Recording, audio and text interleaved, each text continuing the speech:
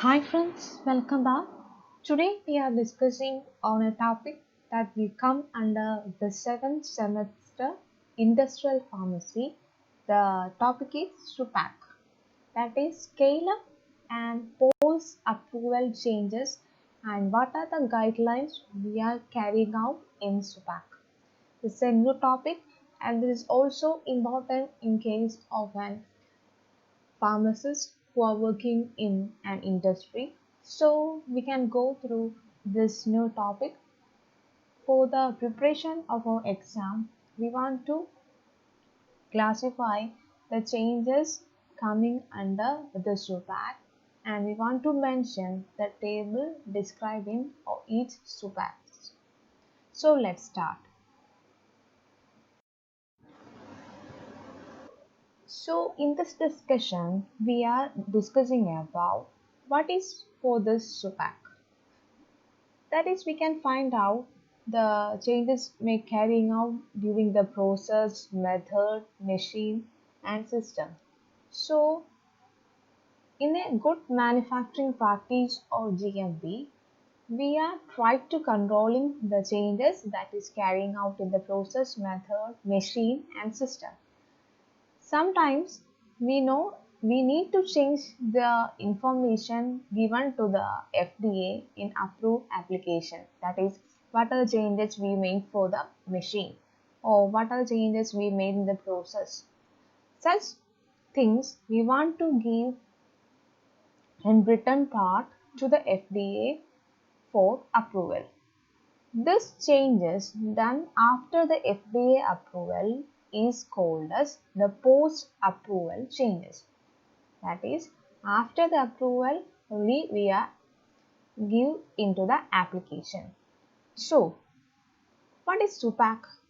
SUPAC is the scale-up process and the changes made after the approval in the composition, manufacturing process, manufacturing equipment, and change of site, together known as the scale-up and post-approval changes of SUPAC.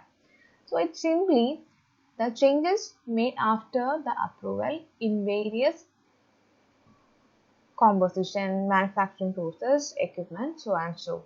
So this is simply the SUPAC, and S means scale up and PAC is the post approval changes, that are the changes done after the FDA approval. It is simply SUPAC. So the purpose of guidance of the SUPAC is that this guidance is providing the recommendation to the sponsors for giving the NDA or ANDA who want to change during the post-approval period. NDA means the new drug application and ANDA means abbreviated new drug application. So this guidance provides recommendation to the sponsors of NDA and ANDA who want to change during the post-approval period. In this time, we want to change the components of the composition, the site of manufacture, or for the batch size or the manufacturing, that is either process or equipment. So, this is the main purpose of guidance. Next, what are SUPAC documents? SUPAC documents are a series of documents, for example, issued by US FDA to help the applicants with post-approval changes. That is, the document that are helpful for the applicants for the post-approval changes, and various SUPAC guidelines are there, like SUPAC IR means immediate release, that is issued in November 1995, SUPAC IR question and answers, and PAC 80LS, that is analytical testing laboratories. SUPAC EMBA means modified release, and SUPAC SS mean non-sterile semi-solid. So these are the various documents that are issued by the US FDA to help applicants in post-approval changes. So we can find out the SUPAC in three steps. That is in the step of level of changes, filing and test. In level of changes, we can categorize the level of changes in three steps, that it may occur in minor changes, moderate changes or major changes. While filing, we can categorize into three, that is in annual report, changes being affected by the supplement or the prior approval supplement. Just also we can find out this post approval changes, that is in test. We can find out the application of carbaryl test, in vitro dissolution of yeast or in vivo. This wise we can find out the changes, that is in the find out the changes in level of changes during filing and also in the test. So we are elaborating the content of SUPAC based on this chart. First of all, what are the level of changes? To get a correct impact on formulation quality and performance, the level of changes can be classified into three. First, level 1. Level 1 means those changes that are unlikely to have any detectable impact on formulation quality and performance. Simply, we can tell that the level 1 is a change, but this change has less effect or have less prominent effect on the formulation quality and performance. The level 1 changes we can tell with the help of an example. That is, we are changing the color, flavor, changes in the excipient, etc. That is expressed in percent weight by weight of total formulation. But we say very minute changes that is carrying out, so that is have less impact on the formulation quality and performance. That is about the level 1. But in case of level 2, these are the changes that could have significant impact on the formulation, quality and performance. For example, we are changing in the technical grade of excipient, Avicel pH 102 versus Avicel pH 200. So we can find out the changes expressed as percentage weight by weight, and it may affect the quality and performance of the formulation. That is all about level 2. Whereas level 3 is the changes are those that are likely to have significant impact on formulation, quality and performance. The difference is that in level 3 we can tell with the help of an example. Level 3 includes the changes. It may be any qualitative or quantitative excipient, and these changes have a narrow therapeutic drug beyond the range for level 1 and all other drugs not meeting the dissolution criteria as level 2. That is changes. Level 3 is in between the level 1 and level 2. Level 2 we are not bothering, it has not a significant impact. Level 2 is having significant impact on formulation. In between these two, we can find out the changes that have significant impact, that may be either qualitative or quantitative excipient. That is due to the narrow therapeutic drug. That is simply level 3. So, next we are moving to the guidelines which provide recommendation for the post-approval changes. The guidelines include related to the component of composition, the site of manufacture, the scale-up of manufacture or the manufacturing process and equipment. So we are moving in depth into each portions. These are the basic for the coming slides. Based on the component and composition changes, we can classify the SUPAC into three: SUPAC IR, SUPAC MR, and SUPAC SS. SUPAC IR focus on the changes in the amount of excipient in the drug product. That is, if any amount of excipient is changed, that may result in SUPAC IR. Whereas SUPAC MR, this excipient is critical or non-critical to the drug release. For example, that may due to the changes in non-releasing controlling equipment or changes in the release controlling equipment.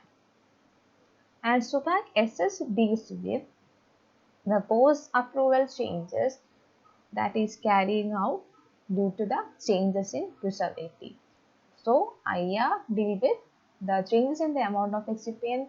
SUPAC MR deal with the critical or non-critical, that is release or non-releasing equipment changes, and SUPAC SS deal with changes in preservative. So, now this slide and elaborate the topic for the essay part. So, SUPAC IR deal with the component and composition. That is, here we focus on the changes in the amount of excipient in the drug product. Not focusing on any amount change in the drug substance. SUPAC IR deals with the changes in the amount of excipient only. So let's discuss what are the changes happening in the amount of excipient in level 1, 2, 3, etc. in the coming slide. So, first of all, in level 1, we can find out the changes in the excipient. So, the level 1 include the deletion or partial deletion of an ingredient. That may due to color, flavor, or change in the ingredient of the ink, and these changes in the excipient are expressed in % weight by weight of the total formulation less than or equal to the excipient. For example, we are telling we are ingredient lubricant extra. So in level 1, we are adding filler plus or minus 5%, disinfectant like starch plus or minus 0.1 binder, plus or minus 0.5 lubricant, calcium or magnesium stearate, etc. So we are changing in the formulation, that is in the amount of excipient. And in this, we want to document the stability and the application of the compendial requirement, and in filing, we are documenting this change in the annual report. That is all about level 1 in SUPAC IR. In level 2, we are giving changes in the technical grade of excipient or changes in the excipient expresses % weight by weight of total formulation, that is greater than level 1 changes, that is some more higher compared to level 1. Here the excipient ranges variation is so high, that is plus or minus 10% weight by weight disinfectant, plus or minus 6%, plus or minus 1 binder, lubricant, etc. So the % variation is so high. So in addition to the stability and application compendial requirement, we want to include the dissolution data depend on the solubility, therapeutic range and permeability in level 2. And here in level 2, we want to file the prior approval supplement in addition to the annual report in level 2 in SUPAC IR. But in level 3, this is higher than SUPAC IR. This is in between the level 1 and level 2 excipient region. That is already we discussed. Here we want to file the prior approval supplement and annual report. Here we want to document the stability application and also the dissolution profile. That is a multi-point dissolution profile at 15, 13, 45, 60 and 120 minutes until we get a asymptote. of a curve for the proposed and currently accepted formulation, and we also want to include the IV/IVC or biostudy. Next is SUPAC-MR. Here component and composition of non-releasing controlling excipient and release controlling excipient. Here we are focusing on the changes to the non-release controlling excipient. That is, if any changes is happening in the component and composition, and this may affect the adding of a new excipient or detecting an excipient are defined at level 3 are mentioned in SUPAC-MR. So first of all, on non-release controlling equipment level 1, here we are giving importance for the deletion or partial deletion of an ingredient up to SUPAC-IR level 1, and we are giving or filing in the annual report, and we are documenting the stability application or compendial requirements. In level 2, we are giving importance for the changes in technical grade of excipient other, and up to SUPAC-IR level 2, we are giving importance. So in level 2, we are giving importance or documenting the dissolution profile and various meaning, the buffer, the importance or the result that is carrying out in different media. In addition to the annual report, we are filing the prior approval supplement in documentation part in level 2. Whereas in level 3, this is higher than the SUPAC-IR level and level 2 excipient. Here we want to give or document the stability application as well as the bioassay or IV/IVC and document the prior approval supplement. Next is SUPAC-MR release controlling excipient. Before that, we are discussing about SUPAC-MR non-release controlling excipient. Here we are discussing the release controlling excipient. In level 1, we can find out less than 5% weight by weight change are there based on the total release controlling excipient. So we want to document its stability as well as the application compendial requirement and document its annual report. In SUPAC-MR releasing, second level 2 include the change in technical grade. Here in less than 10% weight by weight change is finding. So in addition to stability, we want to normally in level 2 we want to more focus on the dissolution profile, the buffer changes and the resulting 3 different media. So we want to document the prior approval supplement as well as the annual. Next is SUPAC-XS component and composition. SUPAC-XS means the non-sterile semi-solid dosage form, include the cream, ointment, gels and lotions. In SUPAC-XS level 1, we want to include the deletion or partial deletion of an ingredient if any changes in the supplier, that is in the technical grade of any other excipient. Up to 5% change are giving approval in the amount of ingredient. Here we want to document the stability, application, etc. and file the annual. In level 2, this is more complicated compared to level 1. Up to greater than 5% or less than 10% changes is approval in the amount, and change in particle size distribution can be found out in level 2, and changes in supplier also coming under level 2. We want to document the stability application, in vitro release test, etc. and finally the annual report plus if any changes happen due to the inclusion of excipient are also documented in during filing in level 2. Whereas in level 3, we want to note if any changes in approved amount of ingredients are happening, if any changes in crystalline form of any ingredient, and document its stability and application of the compendial requirement, and during filing we want to file the prior approval supplement. Next, SUPAC-XS, that is related to the preservative. It also include level 1 it's quantitatively 10% or less change in the amount, we want to document the application of common deal requirement. The preservative effect is not at lowest specific preservative level, and finally document its annual. In level 2, we want to include the changes is higher percentage, that is changes in 10 to 20 percentage in the approved amount of preservative.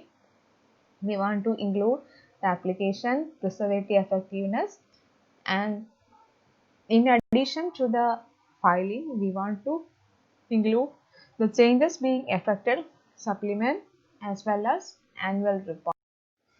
And in level 3 preservative, we want to include the greater than 20% change in the approved amount of preservative, including deletion or use of a different preservative or not here. We want to include the application for a new preservative. We want to include the analytical method we are used for identification, preservative effectiveness tested lower specific preservative, and we want to include in filing part the prior approval supplement and annual. These are all about SUPAC. Next, in addition to the level changes, the changes may happen in site. That is, it includes the changes in the location of the site of the manufacturing facility for both the company owner and the contract manufacturer. But the site changes does not include in the scale-up process. The site changes include the level 1 include the site change within a single facility. Here, no changes in standard operating procedure, environmental condition, etc. Common personnel are working in the during the site change. Here we want to document the application of common deal requirement, and finally we want to file in the annual report about this change.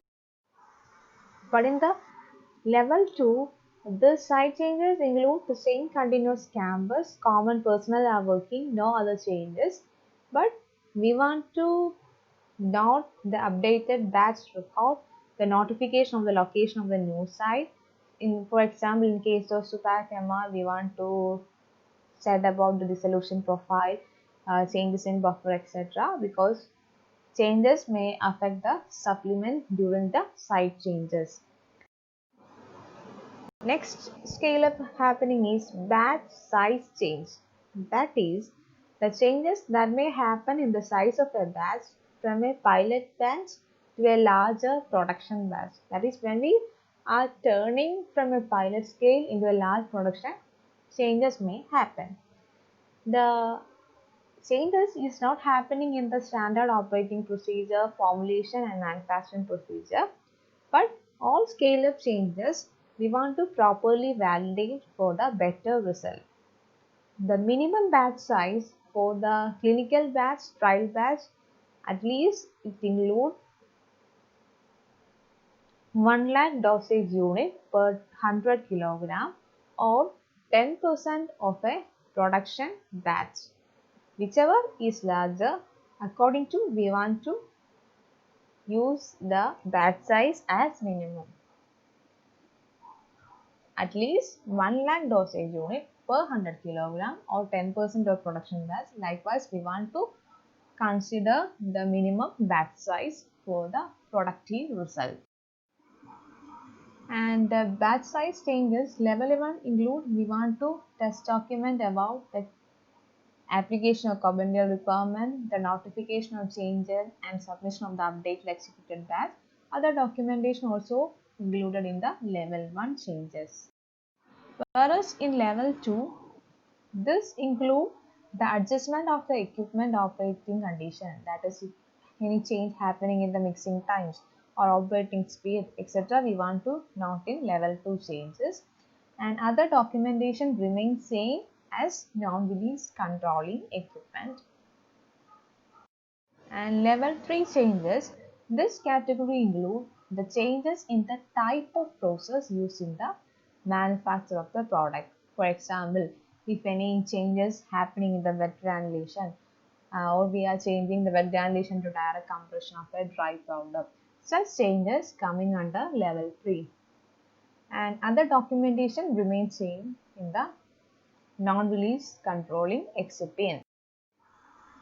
So Up to this, we are telling about the different SUPAC classification, the level 1 changes, level 2, level 3, etc. These are the limitations of SUPAC. The thing is that uh, while going through the various SUPAC, this is not updated. 1955 or 1997 is the last updated, uh, and SUPAC does not discuss the multiple of the changes, and this SUPAC modification does not cover the modified equipment, and this SUPAC guidelines are used in conjunction with other reference. If any changes are finding out, we are comparing it with the excipient handbook and we are coming into a recommendation or guideline. So these are the limitations of SUPAC. I hope this session will be helpful for you to know more about SUPAC and those students who are going through the 7th semester. Hope this session will be helpful for you. If you like this session, please like, comment, and if you are not subscribed till now, please subscribe. Thank you for watching. Thank you once again.